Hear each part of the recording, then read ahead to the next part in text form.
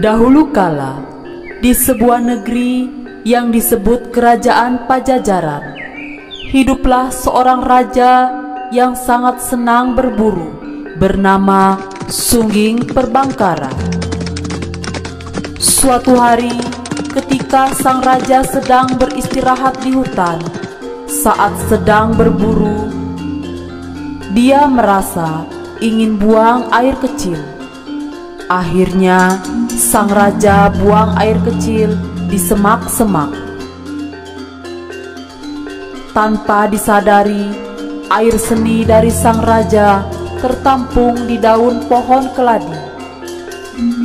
Di dekat tempat raja beristirahat, bersembunyi seekor babi hutan betina yang bernama Celeng Wayungyang.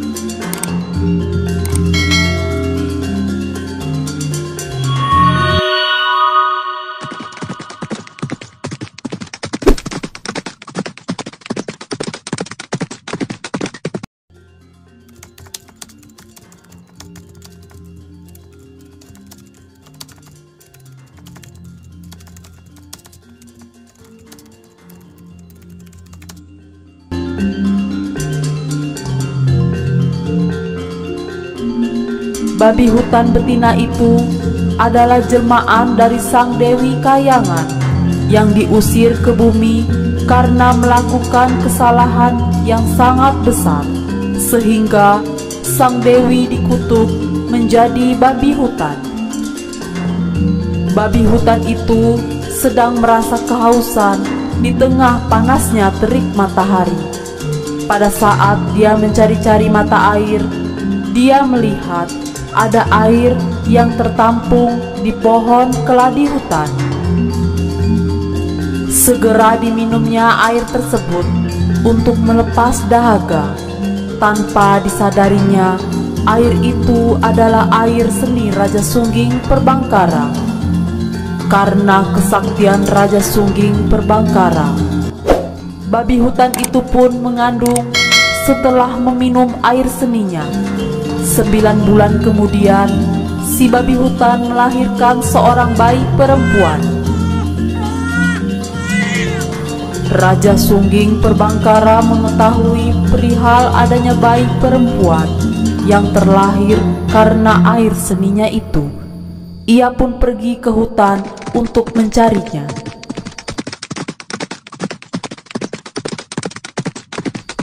Ditemukan bayi perempuan itu. Dia pun memberinya nama Dayang Sumbi dan membawanya pulang ke istana kerajaan.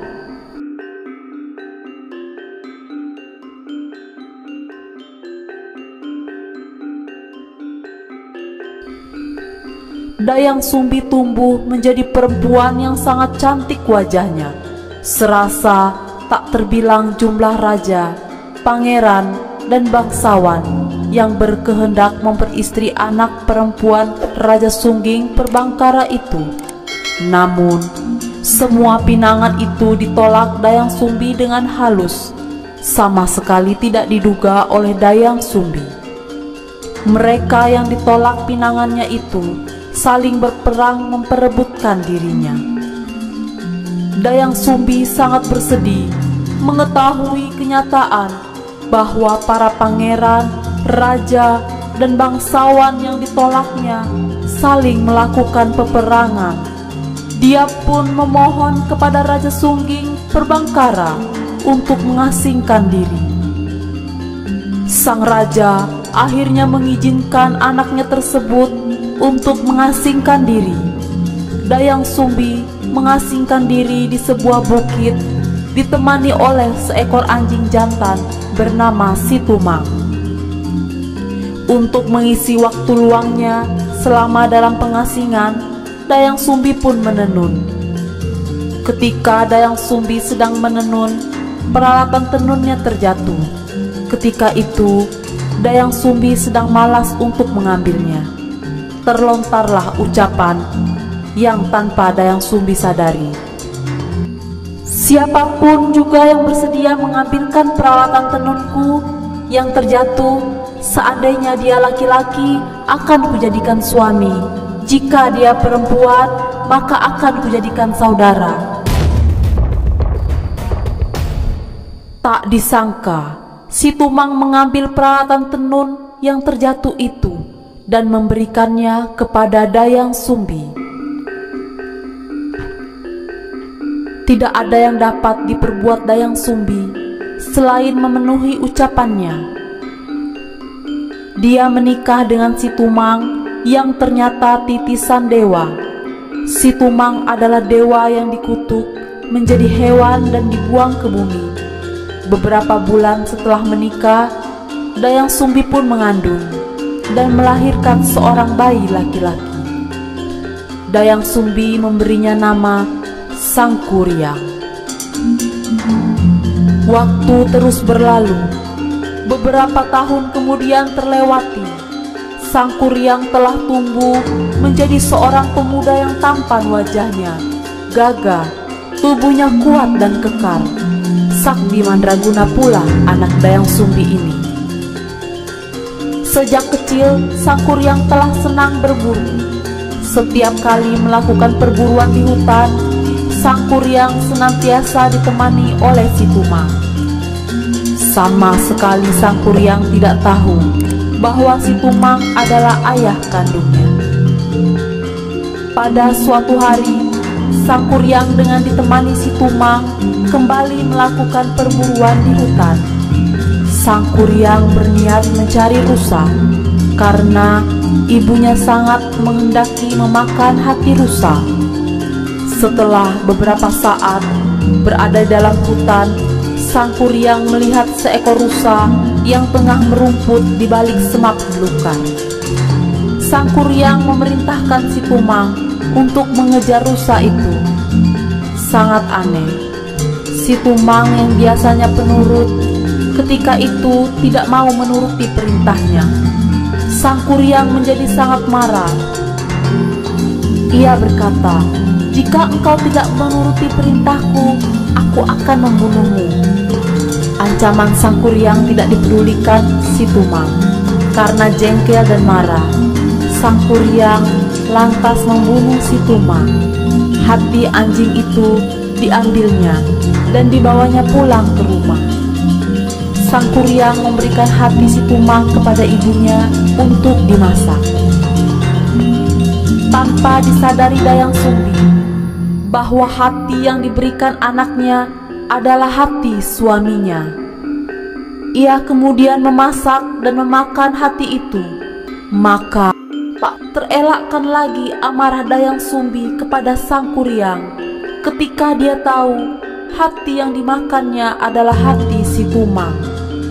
Ia lalu meraih gayung yang terbuat dari tempurung kelapa dan memukul kepala Sangkuriang hingga kepala Sangkuriang terluka. Sangkuriang sangat marah dan sakit hati dengan perlakuan ibunya itu.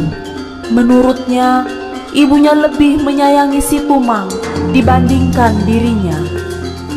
Maka, tanpa pamit kepada Dayang Sumbi ibunya, Sangkuriang lantas pergi mengembara ke timur. Dayang Sumbi sangat menyesal setelah mengetahui kepergian Sangkuriang anaknya. Dia pun bertapa dan memohon ampun kepada para dewa atas kesalahan yang dibuatnya. Para dewa mendengarkan permintaan Dayang Sumbi. Mereka menerima permintaan maaf itu dan mengaruniakan Dayang Sumbi kecantikan abadi. Sangkuriang terus mengembara tanpa tujuan yang pasti. Dalam pengembaraannya, Sangkuriang terus menambah kesaktiannya dengan berguru kepada orang-orang sakti yang ditemuinya selama pengembaraan. Bertahun-tahun Sangkuriang mengembara tanpa disadari. Ia kembali ke tempat di mana dia dahulu dilahirkan.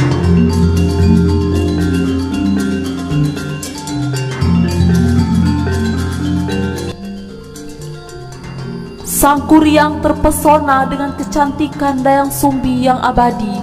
Dia tidak menyadari bahwa perempuan cantik yang ditemuinya di hutan adalah ibu kandungnya sendiri. Hal yang sama terjadi juga pada Dayang Sumbi yang tidak menyadari pemuda gagah yang sakti itu adalah Sang Kuryang anaknya. Karena saling jatuh cinta, mereka merencanakan untuk menikah. Sebelum pernikahan dilangsungkan, Sang Kuryang berniat untuk berburu. Dayang Sumbi membantu Sang Kuryang mengenakan penutup kepala. Ketika itulah Dayang Sumbi melihat luka di kepala calon suaminya. Teringatlah dia pada anak lelakinya yang telah meninggalkannya. Dia sangat yakin pemuda gagah itu tidak lain adalah Sang Kuryang anaknya. Dayang Sumbi kemudian menjelaskan bahwa dia sesungguhnya adalah ibu kandung dari Sang Kuryang. Oleh karena itu, dia tidak bersedia menikah dengan anak kandungnya tersebut. Namun, Sang Kuryang yang telah dibutakan oleh cinta tidak memperdulikan penjelasan Dayang Sumbi. Dia tetap bersikukuh akan menikahi Dayang Sumbi. Jika memang begitu kuat keinginanmu untuk menikahiku, aku mau engkau memenuhi satu permintaanku. Apa permintaan yang engkau kehendaki? Tantang Sang Kuryang. Dayang Sumbi mengajukan syarat yang luar biasa berat, yaitu dia ingin Sungai Citarum dibendung untuk dibuat danau, dan di dalam danau itu ada perahu besar.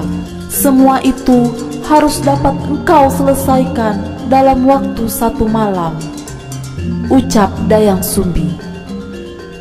Sebelum fajar terbit, kedua permintaanku itu harus telah selesai engkau kerjakan.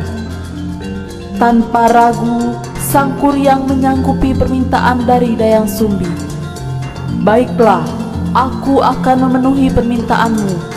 Sang Kuryang segera bekerja mewujudkan permintaan Dayang Sumbi. Pertama kali, dia menebang pohon besar untuk dibuatnya sebuah perahu.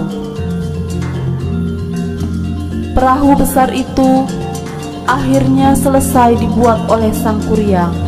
Pemuda sakti itu lantas berniat membendung aliran Sungai Citarum yang deras untuk dibuat sebuah danau. Sang Kuryang kemudian memanggil para makhluk halus untuk membantunya mewujudkan permintaan Dayang Sumbi. Semua yang dilakukan Sang Kuryang diketahui oleh Dayang Sumbi. Dayang Sumbi menjadi cemas. Dalam hati Dayang Sumbi ketika melihat pekerjaan Sang Kuryang sebentar lagi selesai. Dia harus menggagalkan pekerjaan Sang Kuryang agar pernikahan dengan anak kandungnya tidak terlaksana. Dia pun memohon pertolongan kepada para dewa. Setelah berdoa, Dayang Sumbi mendapatkan petunjuk. Dayang Sumbi lantas menebarkan boreh rarang atau kain putih hasil tenunan. Dia juga memaksa ayam jantan berkokok di saat waktu masih malam. Para makhluk halus sangat ketakutan ketika mengetahui fajar telah tiba. Mereka berlari dan menghilang ke segala penjuru. Mereka meninggalkan pekerjaannya yang membuat danau dan perahu belum selesai. Sang Kuryang sangat marah. Dia merasa Dayang Sumbi telah berlaku curang kepadanya. Dia sangat yakin jika sesungguhnya fajar belum tiba. Dia merasa masih banyak waktu tersisa baginya untuk menyelesaikan pekerjaan. Dengan kemarahan yang sangat tinggi, Sang Kuryang lantas menjebol bendungan di Sangyang Tikoro, menyumbat aliran Citarum, lantas dilemparkannya ke arah timur yang kemudian menjelma menjadi Gunung Manglayang. Air yang semula memenuhi danau itu pun menjadi surut. Serasa belum reda kemarahannya, Sang Kuryang lantas menendang perahu besar yang telah dibuatnya hingga terlempar jauh dan jatuh tertelungkup. Menjelmalah perahu besar itu menjadi sebuah gunung yang kemudian disebut Gunung Tangkuban Perahu. Kemarahan Sang Kuryang masih belum reda. Dia mengetahui semua itu sesungguhnya adalah siasat dari Dayang Sumbi untuk menggagalkan pernikahan dengannya. Dengan kemarahan yang terus meluap, Dayang Sumbi pun dikejar oleh Sang Kuryang. Dayang Sumbi yang ketakutan terus berlari untuk menghindar hingga akhirnya menghilang di sebuah bukit. Bukit itu kemudian menjelma menjadi Gunung Putri. Sedangkan Sang Kuryang yang tidak berhasil menemukan Dayang Sumbi akhirnya menghilang ke alam gaib.